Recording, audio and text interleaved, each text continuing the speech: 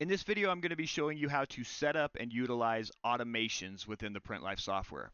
This video is assuming that you have already set up your dashboards, whether you have 1 or 2 or 10.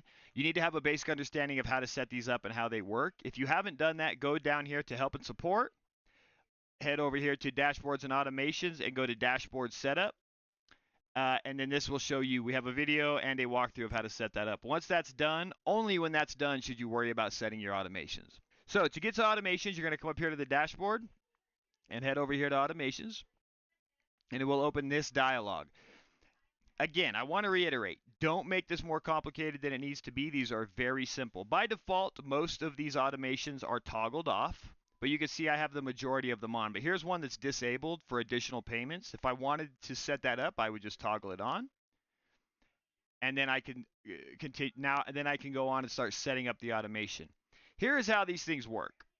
Let's say you create a new quote, right? And then you save that quote. When you save it, that is when you can say, okay, a new quote has been created.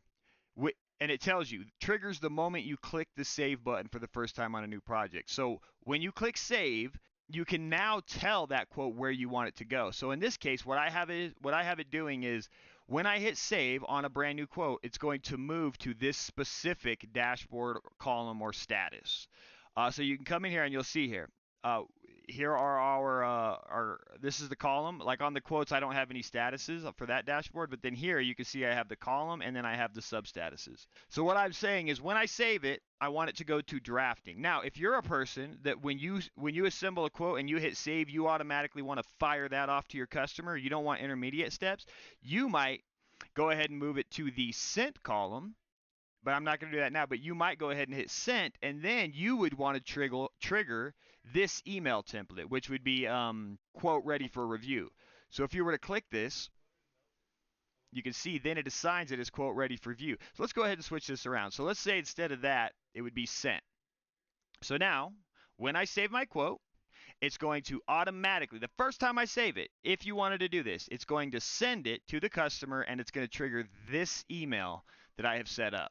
Now, with this, we need to talk about the email templates. So we are going to have to backstep a little bit, but let me show you what we got going on here. So I'm showing you those email templates. You set those up under settings, and then you come up here to the email templates tab. You can create as many of these different templates as you want. We have a lot of them available for you by default, but it's as simple as adding a new template, naming it, setting a subject, entering the content of that email, and then these are all the different shortcodes to enter different information, like the link to your quote, if you want to put the quote number in the body, the name of whatever you want to do.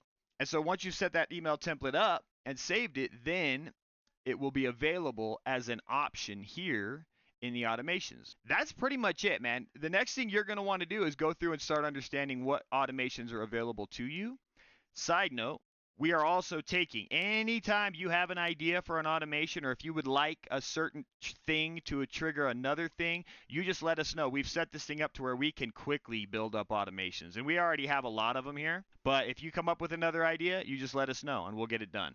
But what you want to do next is just go through and start familiarizing yourself with them, like new quote created, quote sent. When a quote is emailed to a customer, then it, move it to this one. It's like that's why I have this set. That's why I had this one set to drafting, right? And then this one I actually didn't have an email action in it because this is just I'm going to go ahead and assemble my quote, save it, maybe have someone review it, and then when I'm ready, I'm going to actually manually send the quote. This brings us up to another really cool thing you can do. We've added this thing called the buttons, right? Because every automation requires some form of input or action. So, but let's just say, for instance, when I have a quote saved in drafting, I would like to put a button on that quote that I can just click, and it will sort of trigger its own automation. Well, you can do that with this thing we call buttons, and you can see I have one up here right now, which is called send quote. But let's delete this and start from scratch. Okay, so let me show you what we're going to be doing here. So let's just say on my quotes dashboard under drafting, what I want to do is instead of having to like remember to hit this email template, right, and then come in here and then select which template I want to send. Let's just say I wanted to put a button that would automatically fire this thing off to my customer with a link so they can view the quote and make a payment on it. Well, what I'm going to do is I'm going to go and create a button that will appear right down here. So let's look. We're looking at it now. It's in the drafting phase. Let's go back to dashboards, go to automations, and we're going to add a new button. And what I'm going to call this is I'm going to call this button send to customer. And it's only going to show when it's in the drafting status. So you can select which statuses you want it to show in. I only want it to appear here. It's like my first action with a new customer. Now, when I click that button, then it's going to move the job to the sent column. And I want it to send the email, quote, ready for review. Okay. So now that I've done that, that button is added. So let's close this and let's come back to here and let's see if it actually added my button. And as you can see, we have the send to customer button. So now, let me make sure I have, okay, now when I click this, let's show you what happens. I'm going to click send to customer. It automatically triggered that email, sent it to the thing, and you can see it has now moved to the sent status on my column because that's the way I set it up. So it's right here. So it's been sent. So now I'm just waiting to hear back from my customer. And, you know, if they request a revision, another automation will trigger.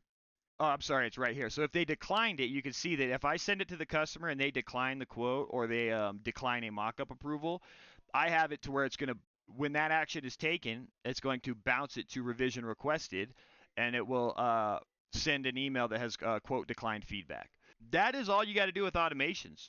These are very simple to use. And again, I want to reiterate one more time. If you're using our software and you come up with an idea for an automation, all you got to do is come over here to help and support. Come to report an issue, that's fine. And don't do a bug report, but just submit a feature request and tell us what you would like the automation to do and what the event or the trigger would be to trigger that automation. We're ready and willing. If you have automation ideas, you just let us know. We'll build them. Okay, this is Cam. Thank you for watching my tutorial.